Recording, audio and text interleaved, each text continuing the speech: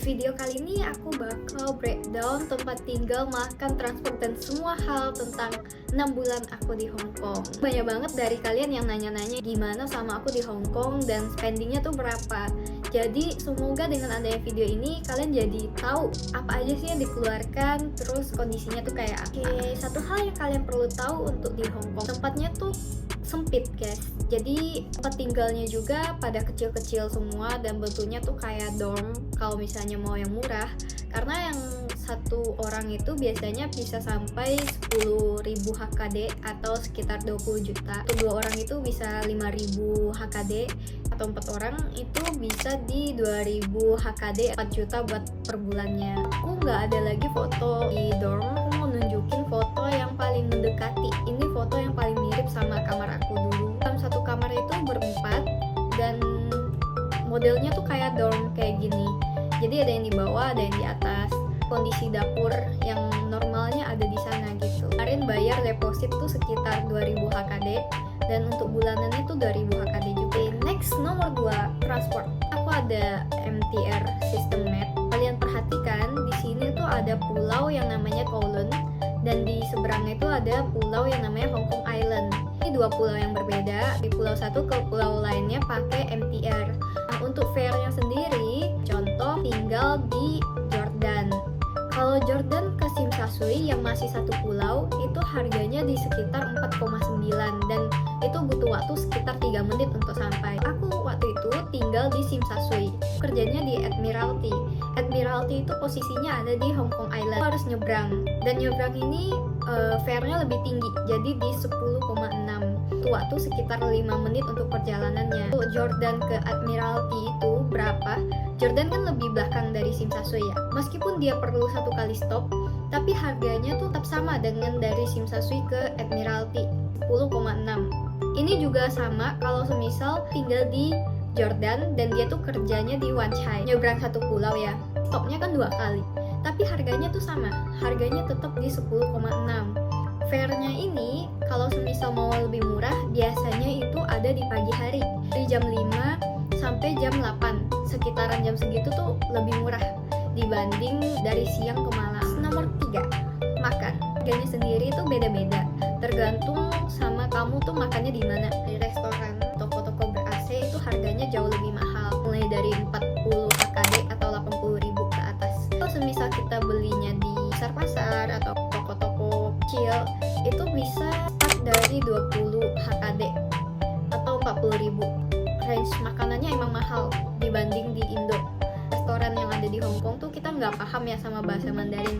Kalau kita ke McD itu ada mesinnya, jadi lebih gampang buat kita tuh order. Aku juga dapat beberapa pertanyaan, apa aja sih yang perlu diperhatikan atau dibawa ke Hong Kong? Menurut aku jangan bawa koper yang gede, karena di Hong Kong itu kan ruangannya kecil, terus nggak ada tempat nih buat simpan koper kamu. Kemana-mana pakai transportasi umum. Biasanya kita ngangkat-ngangkat koper dari bandara juga sampai ke rumah. Mendingan bawa koper yang lebih kecil gitu. Ada juga pertanyaan, perlu nggak bawa baju winter? Mending beli aja. Baju winter di Hong Kong itu jujur lebih modis dan juga lebih banyak pilihannya gitu, banyak variannya. Kalau untuk apa yang harus dibawa, jangan lupa bawa seragam kemeja rapi untuk first day. Nggak perlu bawa blazer. Kemarin aku pakai blazer, dibilang formal banget, rapi banget di Hong Kong. Ternyata normalnya ya pakai kemeja aja udah cukup. Kalau untuk selimut sama spray itu tergantung sama tempat tinggal. Kalau misalnya aku pakai agent kemarin, selimut sama spray itu udah ada disediain. Dokumen apa aja yang harus dibawa? Pertama harus bawa paspor, yang kedua harus bawa visa, yang ketiga bawa medical check up pakai bahasa Inggris. Kalau aku kemarin bawanya pakai file, jadi aku printnya di hotel. Untuk bank kemarin aku dibikin sama hotel, bawa cash aja, dan dari hotel tuh yang bantu bikin untuk buka bank. Ini kayaknya tergantung lagi sama hotelnya ya. Kalau untuk first things to do sampai ke Hong Kong itu beli octopus card. Seingat aku pas keluar dari pengecekan paspor sama visa, hampir pintu keluar ada counter octopus. Jadi di situ kalian bisa langsung beli octopus cardnya sebesar 50 Hong Kong dollar dan isi lah sekitar 300 Hong Kong dollar buat 1 bulan gitu. Life hack dari aku, ingat setiap tanggal 16 kalian tuh bisa tap di scene yang ada di Sebenarnya kalian bisa download aplikasi Octopusnya. Di tanggal 16 itu kita bisa tap dan kita bisa redeem dapat uang tambahan gitu. Jangan lupa kalian download aplikasi Pandaremit.